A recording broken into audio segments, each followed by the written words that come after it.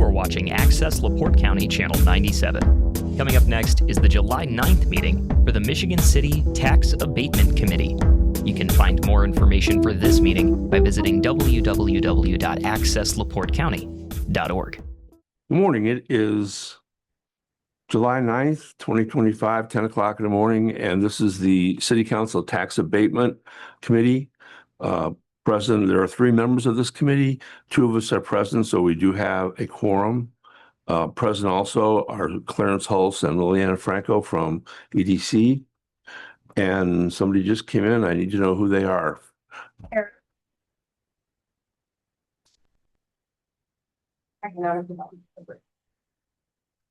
What was the last name, Carolyn? Carter. Oh, okay. I need it for the minutes. Yeah. Thank you. We're here to look at the tax abatement requests from businesses for 2025. The owners sometimes send their equipment, their information to EDC, and sometimes they send it to Gail Nyla, the city clerk. So we actually met, or I met briefly with EDC to look at any distinctions between the 2 sets to see if there were information that was missing. And I did that alone, so I didn't violate open door. But all that information we do have with us this morning, we corrected any issues that we thought we had. And before we get into them one by one, I want to mention that there was some issue over one of the requests from Michigan City Hotels LLC. And the issue that I had with it was that there was a different address on the resolution than there was on the request for the abatement that we got. And complicating that was the fact that on those 2 different addresses, both of them are hotels. So that made it even more difficult to kind of sort through who was who. I did go to Beacon. I did look up each address, and it's clear that what happened was there was a typo on the resolution that the council got. And I'm sorry I didn't see that last year. I probably should have seen it last year, but I didn't. I did see it this year. But if you look at the bin numbers on the properties on Beacon, it's clear that the 401 address, the one that's asking for the abatement, is the one we intended to give the abatement to in the resolution. And the 409 address, which is the other hotel, does not have an abatement through EDC or through the city. So getting that out of our way, everything that's on the list is okay. And I apologize to Daisy, but I couldn't really invite you to the meeting with them, or we'd have had to publish it through Open Door again and wait 2 days and all that, and then meet again. As you look through the abatement list that you have, there are 9 companies, I think, and 11 abatements. 1, 2, 3, 13 abatements. 10 and 13? 13 abatements, 10 companies. Some companies got 2. So the companies, there aren't 13 companies, just 1, 2, 3, 4, 5, 6, 7, 10. 10 companies and 13 abatements.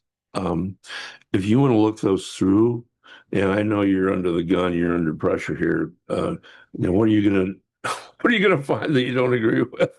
But take a look at it, and if you have any questions or any issues, I'll be happy to address them, or Liliana can as well. And I can offer some background for them.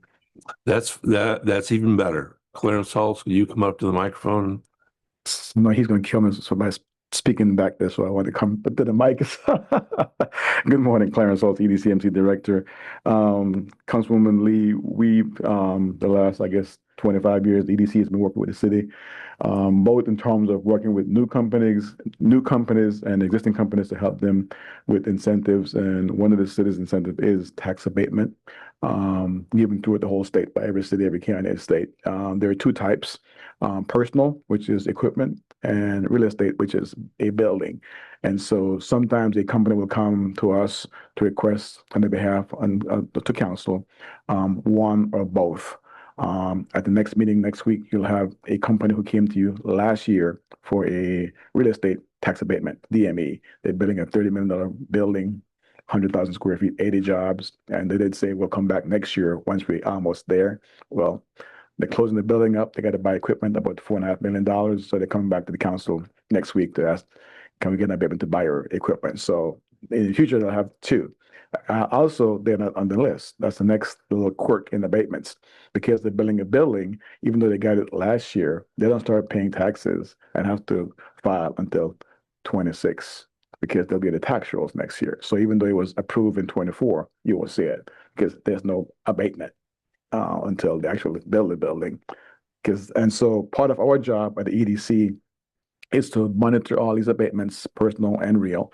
And every year we call, we email, hey, what's going on? Have you met the job requirement? Have you done the investment? And then they have, by state law, they have to file what they call a CF1. And as Councilman Anderson said, with us, the clerk, or directed to the county assessor. And during COVID, that was they go online, they can file with the assessor, and so we have to call around to make sure we've got all the documents, coordinate with the clerk's office, so we're all in the same team, getting all the right documents, so to speak. And then after that, we go and tabulate and do a spreadsheet and bring it before this committee to say, hey, here's where we are with all the abatements.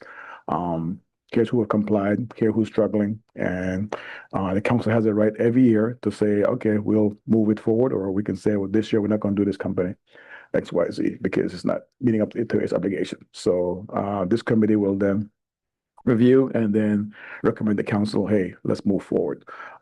They have to file every year by May 15th to comply. And so this is part of the compliance process. We have, it's been about 2 or 3, 4 years ago, terminated 2 different companies who did not comply. And there'll be another agenda item coming up next week. We have one coming up. They got 2 abatements, expanded the building, and even hired people, never filed an abatement. And unfortunately, they had to close the company. They make the oil, CBD oil. And unfortunately, because of state competition, they couldn't compete with our neighbors, so they had to close the company. So the good thing is they never filed for an abatement. It was approved, and they never. So there's no clawback, or the city didn't lose anything. So they're getting taxed on what they built. No, I did reach out to them last week. I know the company has sold their property and the building, so I'm waiting to hear from the new company their plans. But yeah, if a company doesn't comply, we will let this committee know, and we will file the proper paperwork to get it terminated. So it's part of the compliance process, and it helps us too, doing our jobs with EDC, to reach out and stay involved with these companies. For example, when they are looking to hire people, we make sure they meet with Work One. We make sure they meet with the CTE, the school district, because depending on the types of jobs, we got kids who are coming out of school who are qualified. We make sure they meet with Ivy Tech to make sure they get locals hired. So that's kind of the full circle. So we're involved beside the compliance part, but making sure that they meet the obligation by hiring locals. So. Great. Thank you. So. Yeah, that PHM, the one that closed down, Yes. that's coming the 15th. Next week. Okay. Yeah, we've gotten the resolution completed. We sent to the city attorneys to review. Okay. And so it should be sent to the clerk's office today or tomorrow. And another reason to terminate that is so that they can't come back like next year. Not only can't come back, but also we were told by the city's is it Baker Tilly you guys use for your financials? Baker The Tilly. way it works is that you have a legal obligation to pay this, give this tax credit. And so you're sitting in your books as an obligation. So we have to close out that obligation for you legally. And so part of it's coming back to you to say there's no more obligation on the city's behalf to give out this $500,000 over 10 years, or however much the abatement was. Could be $500,000, could be 100,000, whatever it was. You have no more legal obligation to pay that bill. So it's off your books. So when you have an audit, there's no obligation to you. Okay. Yeah, So it's really then for it goes, the state financial. Exactly. Okay. There's a lot of little dots we got to dot and cross and T's to make sure we all staying above the board here. Okay. Do you have any other questions? Any questions of Clarence, Daisy? No, not at the moment. If you look at the list that we have, Councilwoman Lee, the main thing we look at every year is the job projection and the job where they're at now. And several of these are in their last year. And you'll notice that some are only at 50% of where they said they would be. Some are at 78%. A couple of them are over 200, or one of them is over 200. But we've always taken the idea that if there's a good faith effort to comply with what they said they were going to do, we're not going to pull back any abatement that they were awarded.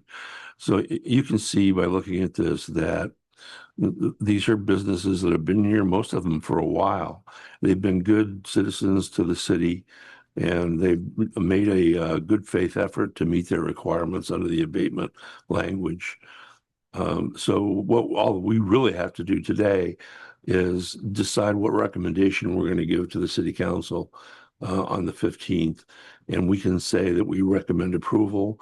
We recommend not approval on one or many of them, or that we make no recommendation at all to the council and let them decide what they want to do as a group on the 15th.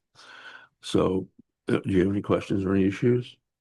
No, I don't. I don't either. I'd like to thank Liliana for the work that she's done, and also Gail Nyla, the city clerk, because this is not going to be a very long meeting, but we probably met for an hour or more to get to this point. So if there are no comments from council members or from EDC, I'll entertain a motion To do what?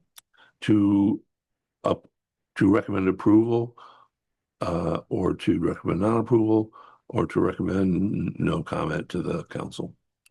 I would like to motion approval for this list to the council. And I'll support that.